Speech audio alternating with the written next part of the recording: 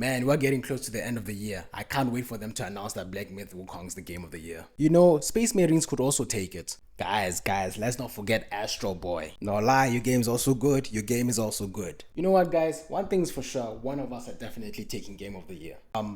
Sparking Zero.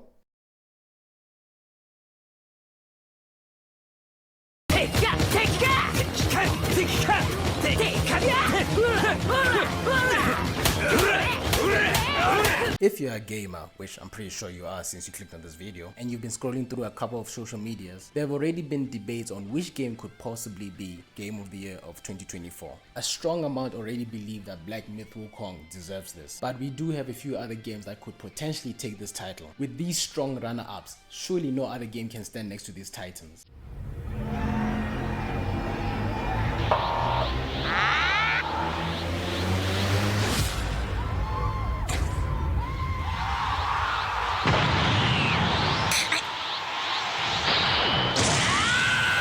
Dragon Ball Sparking Zero. Now, I already know what you guys are thinking. How the hell will a fighting game win Game of the Year? On top of that, an anime fighting game. It has never been done, and as the years go by, it seems like it is very unlikely that this will ever happen. Well, let's quickly take a look at this. By the time I'm making this video, Dragon Ball Sparking Zero hit #1 in top selling. Keep in mind, that is no easy task, and another thing, this game is not even released. So before this game is even launched, a lot of people are already pre-ordering it. I don't know about you guys, but I very much believe in credit is deserved when it is deserved. And keep in mind, we've already gotten a handful of gameplay on this game, so people are not pre-ordering blindly. The hype of Sparking Zero seems to be matching other games such as EA FC 25 and even Black Ops 6. A constant argument that I keep on hearing is that people are only pre-ordering this game so much just because of nostalgia. And you know what? You're not completely wrong. People are part of this community waited for so long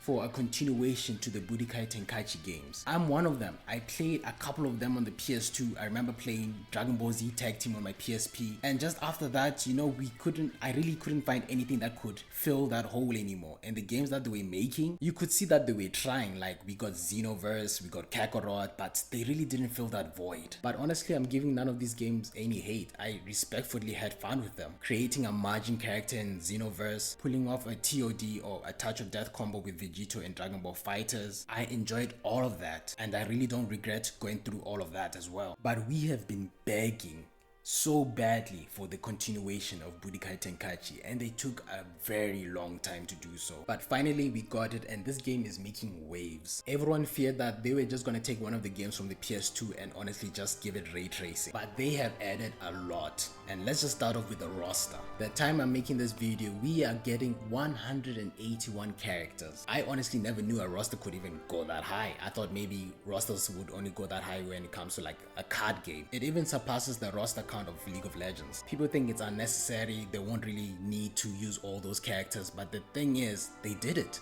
They didn't have to do it, we didn't even ask for it, but they did it. That shows how much they care. This time around, we're even getting characters that belong to their own classes. Like, we have strength characters, speed characters, chi blast, giants, so on. They do have a website on all this information, so don't worry, I will put the link to that in the description. Them doing that, you can see that they want that game to still be somewhat organized. Because to be completely honest with you, games that are sort of like 3D arena fighters, they're not going to be completely balanced. That being said, the game will be getting a ranked mode. What they plan on doing is giving us like a currency that controls exactly how many broken characters you can have in your team, for example, so you cannot completely dominate others. So them doing that, like trying to actually balance that game, even though they know a type of genre like this, a 3D arena fighter, won't exactly be balanced. You know, they're trying their best. But to be completely honest with you, and I think a handful of people will agree with me, is that we are not really nitpicking as much as like some of the fighting game veteran players. We of course want a game that works, but at the end of the day, we just want to have fun. We just want to do some cool flashy stuff and, like,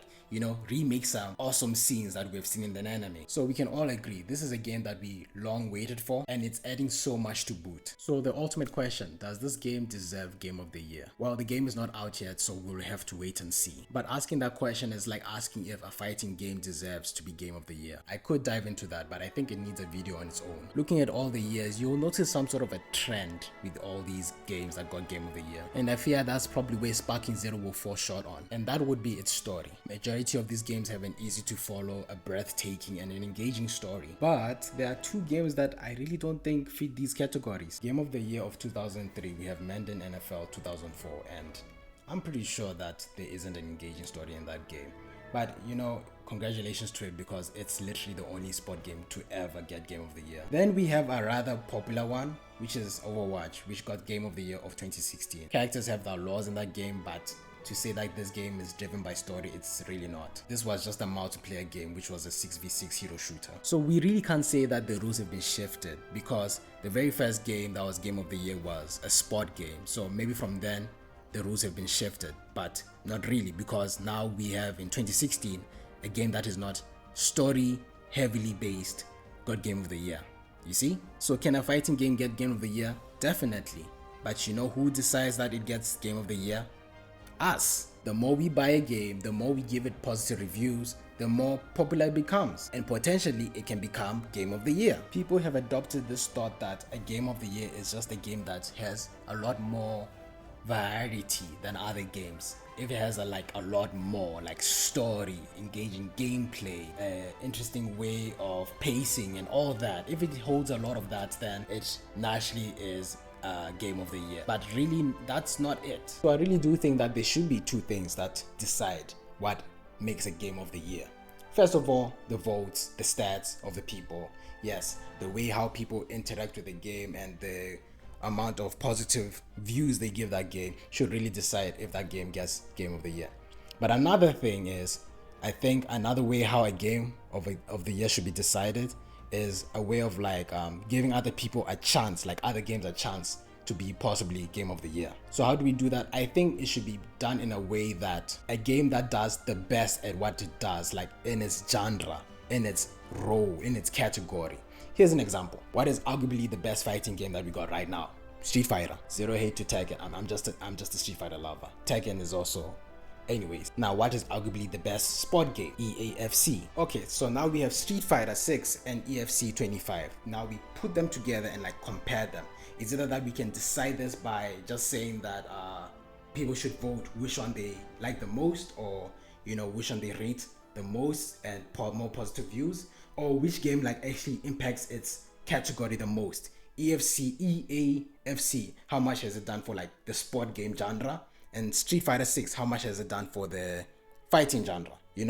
Something like that. I don't know if I explained it well, but it's the way I'm putting this is in a way to give other people a chance, other games a chance, and games that will possibly never get Game of the Year, like indie games, for example. These are people who are trying so hard, and it's 5 people working on a game, even less maybe sometimes. So these indie developers have a chance of they win the category best indie game, and now that best indie game is now compared with with Street Fighter, and people will now rate those games, and by the time we reach the awards, people can actually go and give that indie game a chance and see that, oh, this indie game is really good, probably even did the most for its category, probably even better than Street Fighter 6, in terms of Street Fighter 6 did a little bit more less than it did for its category, and this indie game did a lot for its category. So it should be Game of the Year just because it has a greater impact, and with that it drives other developers that they should add more stuff, actually put love into their games. It shows that quantity can sometimes be good, and also quality, instead of these rushed messed games that we're getting, or just literally copy and paste. I don't know if I explained it well, but something like that. So yeah, Sparking Zero, it does have potential to be Game of the Year. It ultimately depends on the people, and if it actually happens, again, I don't really think it will happen, but it will be such a game changer if it happens, because we can finally see that there's no limits. Any game can actually get this award, and honestly, it should just be a beautiful thing, because imagine the writer, he has built such a community, so many people who are in love with Dragon Ball Z, Dragon Ball GT, all those titles, and for that to actually happen, that would just be crazy. He'll be smiling in the afterlife. But anyway, guys, if you guys did enjoy, you know what to do. Drop a like, subscribe to my channel. That really helps me out a lot, and I'll catch you guys in the next one. Let's crank out and move out. Peace.